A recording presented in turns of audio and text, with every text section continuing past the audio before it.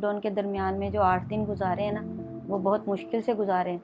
उसके बाद फिर हमारा जो था ना टाइम फाकों पे आ गया, बहुत मुश्किल हुआ, गुजरा ही नहीं टाइम।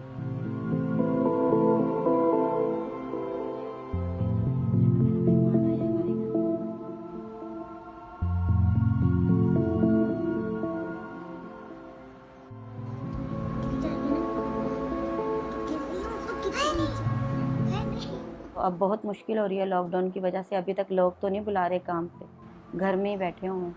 खाना मैं उधर से ही ले आती थी जहाँ से काम करती हूँ, और वो लॉकडाउन की वजह से अब वो आ नहीं रहा।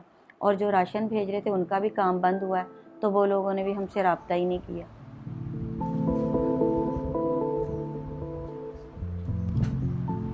आए दिन तो ये बीमार रहती हैं, दिल की मरीज़ भी हैं ना, साथ साथ फिर देखती नहीं, कुछ बात नहीं समझ पाती हैं, तो इनकी मेडिसिन वगैरह करना बड़ा मुश्किल हो रहा है, खाया पिया भी नहीं जा रहा है। ये लॉकडाउन की वजह से बहुत परेशानी हो रही है।